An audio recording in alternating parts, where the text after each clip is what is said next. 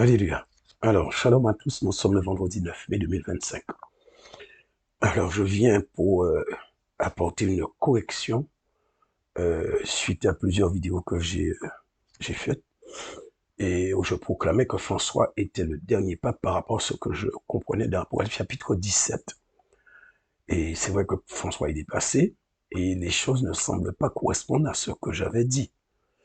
Et donc, je vais vous expliquer des choses, mais avant toute chose, mon intervention de ce jour pardon, ne remet point en question le retour de Jean-Paul II aux affaires. C'est pas de ce que je suis venu parler. Là-dessus, je n'ai aucun doute. Et croyez-moi, je valide cet enseignement.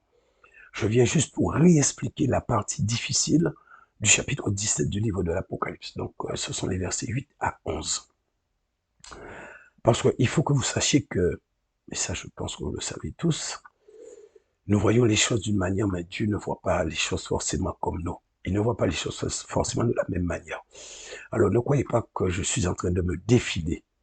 Je vais juste vous faire voir que, bon, en fait, si vous voulez, la logique cohérente et le cartésien n'avaient pas sa place dans ce chapitre, dans l'explication, mais ça c'est à cause de quelque chose de très important. Et que d'ailleurs, je vais vous faire voir de toutes les manières, je n'ai pas le choix, je vous ferai voir, et je pense que tous, vous allez comprendre pourquoi je dis tout ça. Alors, c'est vrai que quand j'ai entendu les résultats, bien qu'il y avait quelqu'un qui avait reçu qu'il y aurait un autre pape après François, donc c'est un prophète, et que ce pape allait venir pour peu de temps. Alors moi, quand j'ai analysé, pour moi, ça correspondait pile poil à ce qui était écrit dans Apocalypse 17. Et il est vrai, je le dis, et ça s'en dit tout, hein, j'avais un fort doute quand même sur François, parce que moi, quand je faisais l'enseignement, depuis en 2022, je crois, je disais que on nous dit il vient pour peu de temps. Or, ça fait déjà plus de 8 ou 9 ans qu'il est pape, mais ça fait quand même beaucoup pour peu de temps. C'est pas possible. Bon, là, il ne s'agit pas de Dieu, on va dire que Dieu n'est pas dans le temps. Là, il ne s'agit pas de Dieu, il s'agit d'un homme. Et il s'agit d'un pape. En plus, c'est un temps sur un pontificat. Et pour moi, 8-9 ans à cette époque-là, où il était 9 ans, ouais, 9 ans, pour moi, c'était énorme. Et là, j'avais un point dans le cerveau. Je me dis, il y a quelque chose qui ne colle pas dans ça. En fait, bon, je ne comprenais pas trop, alors bon. Mais bon, c'est vrai que dans tout ça, je me suis posé des questions. Je me suis demandé où est-ce que j'ai péché, où j'ai pas compris, qu'est-ce que je n'ai pas compris, où j'ai fait une erreur. Et c'est sûr que j'avais fait une erreur. Et donc, c'est vrai que avec tout ce que j'ai discuté, je leur ai dit hein, que j'ai essayé de tourner le truc dans tous les sens et je ne vois pas où j'aurais fauté. Et finalement, j'ai fait ce que je ne pensais pas. Je pense que je ne l'ai pas fait du tout quand j'ai fait le premier enseignement. Alors, quand je dis que je ne l'ai pas fait, alors je pense que, bon, ça m'arrivait, j'y pense que j'ai attaqué l'enseignement sur le retour de Jean-Paul II. Alors je vais pas mentir, hein, je n'ai pas prié. Mais c'est vrai qu'à chaque fois que j'étais bloqué sur quelque chose, je priais. Et donc j'étais débloqué. Mais je n'ai pas prié. Et sur cette partie, je n'ai pas prié. Je ne me souviens pas avoir prié. Alors je ne sais pas si c'est l'orgueil ou la confiance, trop, je ne sais pas trop.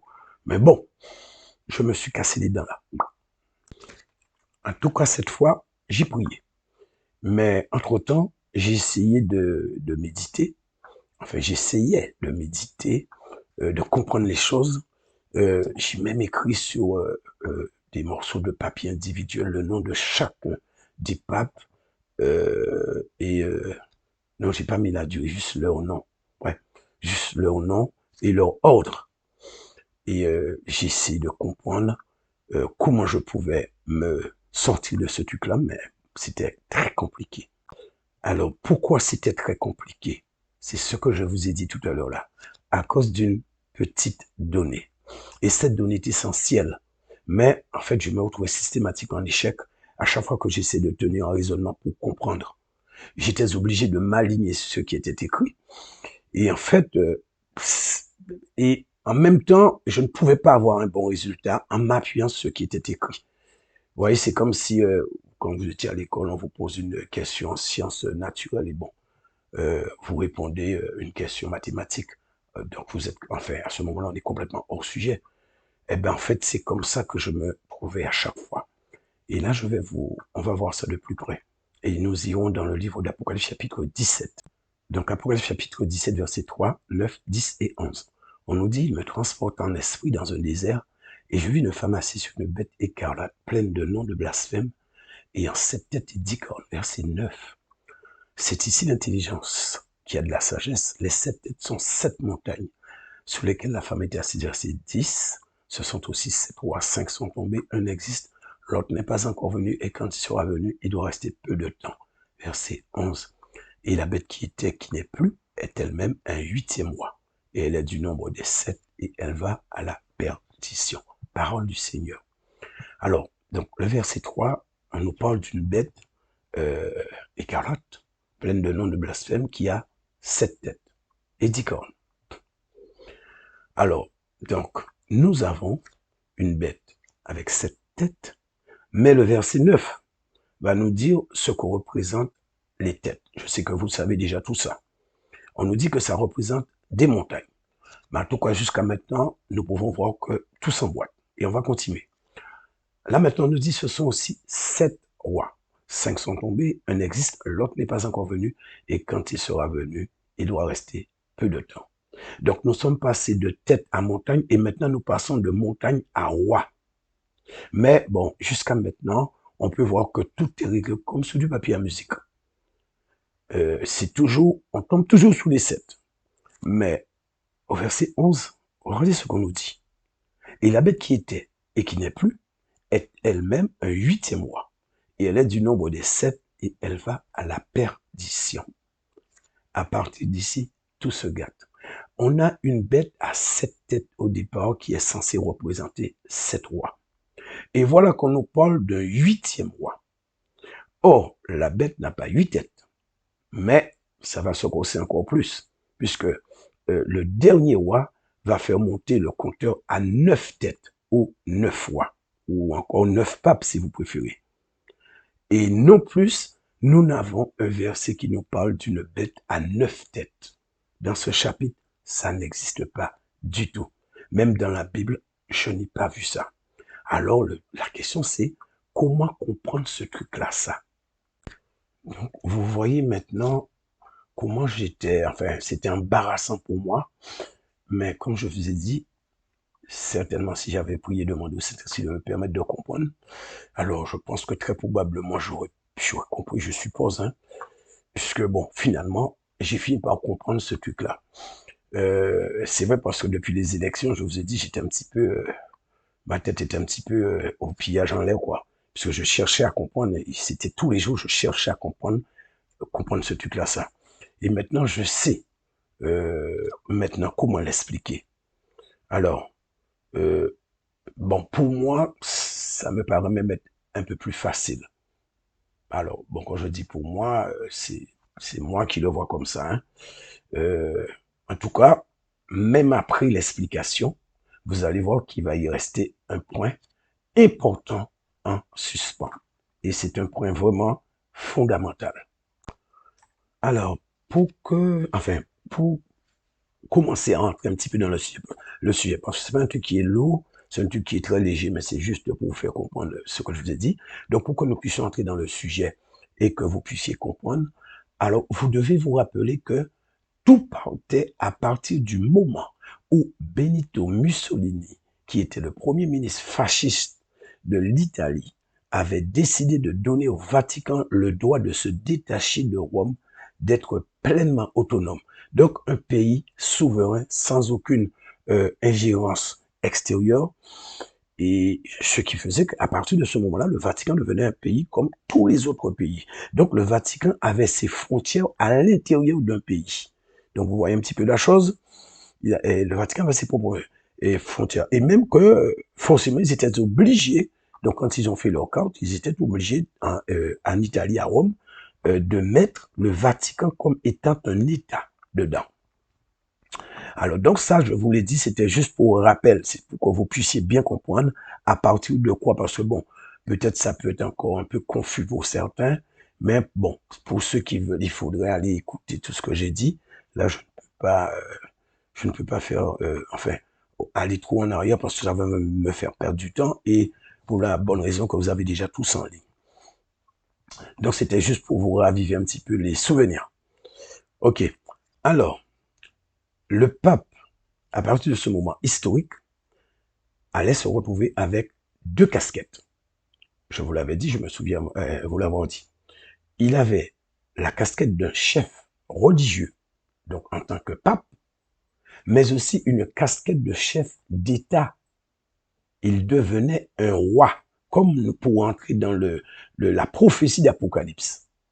Il est devenu désormais un roi. Maintenant, je vais juste vous faire voir comment j'aurais dû tenir mon raisonnement, car c'est ainsi que je l'ai compris. Donc, je vais essayer d'être le plus simple que possible avec vous. Alors, je vous ai mis en image le nom de tous les papes concernés, la durée de leur pontificat et l'âge qu'ils avaient avant qu'ils aient été élus papes. Ça part depuis la signature des accords du Latran, soit en 1929, comme je vous avais dit, sous la papauté de Pie XI. J'ai compté et j'ai trouvé 8 papes, exactement comme l'ange l'a dit. Mais nous dépassons aussi les 7, selon le nombre de têtes de la bête en question. Mais le fait qu'on nous ait dit que la bête qui était et n'est plus, mais qui va remonter est un 8e roi, donc nous retombons encore sous nos pieds. Donc pour jusqu'à maintenant, ça peut aller. Et nous avons, donc pour vraiment passer concrètement pour comprendre la chose, les 5, dans un premier temps, les 5 papes qui sont tombés ou décédés. Donc nous avons Pie XI, oui, c'est bien ça, Pie XI, Pie XII, Jean XXIII, Paul VI et Jean-Paul Ier. Donc, nous ajoutons celui qui devait revenir, soit Jean-Paul, donc Jean-Paul II, et en dernier lieu, nous ajoutons celui qui était en vie au pape quand l'ange a donné la vision à Jean. Donc, ça nous fait un total de 7 papes au roi. Il ne reste maintenant que Benoît XVI qui n'a pas été classifié. Benoît XVI, au moment des faits, n'était pas mort, mais il n'était pas pape non plus, donc il n'était pas en fonction. On l'avait démissionné. Donc, il se retrouvait comme un électron libre. Et en fait, c'est le pape Jean-Paul II qui va permettre de comprendre qu'il était dans la série.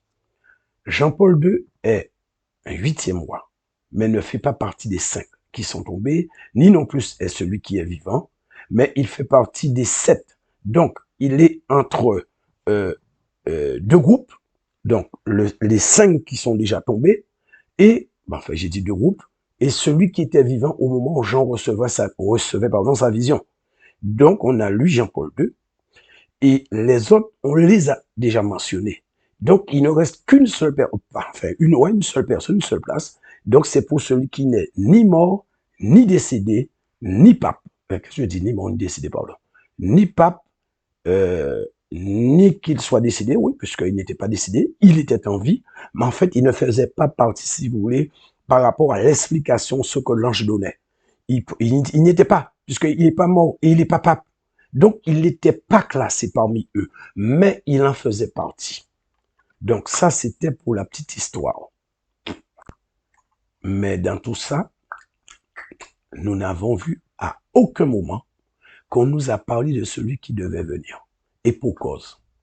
Parce qu'il ne faisait pas partie du tout de ce groupe de 8. Le groupe de 8, je vous ai donné, je vous ai fait voir qui était chaque pape par rapport à tout ce qu'on a dit et on n'a pas trouvé de place pour celui qui devait venir. Donc, sa place ne peut se trouver qu'après le 8e pape au roi, soit après François. Mais ça me cause quand même un gros problème. Le nombre de candidats avec ce dernier va augmenter. Le nombre va passer à 9 papes au roi, comme on l'a vu il y a un moment. Et moi, je ne sais pas comment vous expliquer ça. J'ai utilisé les éléments qu'on m'a donnés dans l'Apocalypse. J'ai cherché ce que j'avais à chercher. Mais voilà. Donc, je n'ai aucun verset qui me parle de 9 rois ou 9 papes. Mais toujours est-il, là, on est présent avec, si on compte bien sûr, on a 9 papes par rapport à la réalité, mais dans la Bible, euh, on a, si vous voulez, aussi 9 papes, mais on n'a pas d'éléments nous disant que oui, ben, il y aura 9 papes. On a des éléments qui vont jusqu'à 8 papes, pas plus loin. Alors, je ne sais pas comment, si quelqu'un peut-être sait, moi je ne sais pas. Moi, je vais vous expliquer par rapport là où était le problème, parce que moi je croyais que quand l'ange parlait, il parlait de, pardon, quand il a dit que Lévi, je vous avais toujours dit qu'il s'agissait de Benoît, mais en fait, non, il ne s'agissait pas de Benoît. Benoît était un électron libre. Et maintenant, si vous l'entre guillemets, j'ai ce gros caca sous les bois. Je ne sais pas comment expliquer qu'il y a un total de 9 papes, alors qu'il n'y a aucun verset dans la Bible qui mentionne un tel scénario. Donc, qu'est-ce que je peux dire dans tout ça? Rien, absolument rien. Les faits sont là. Et bon, je dis même si le Saint-Esprit m'aurait permis de comprendre depuis le début ce que je viens de vous expliquer, bon, je ne vois pas comment j'aurais pu vous expliquer cette histoire de neuf papes ou rois. Je sais pas. J'aurais pas pu vous justifier non plus. Et moi, j'aime pas faire ce genre de choses, présenter des choses alors que je ne peux pas justifier. Non, ça c'est pas dans mes habitudes. Donc voilà ce que je voulais dire. Maintenant, pour ce qui est de la durée de celui qui a été élu, entre guillemets, puisqu'apparemment, c'était une élection, ou plutôt c'était un choix déjà décidé. Apparemment, selon les révélations, il aura un règne éclair. Alors, règne éclair, je ne sais pas, est-ce que ça va prendre un an? Je ne sais pas. Là, en ce moment, je suis en train d'essayer de voir si je peux arriver à comprendre celui-là, si j'y arrive. Alléluia, si je n'y arrive pas, ben je n'y arrive pas. En tout cas, c'est ce que je voulais partager avec vous. Et qu'est-ce que je peux vous dire sinon à bientôt pour une nouvelle vidéo. Soyez bénis.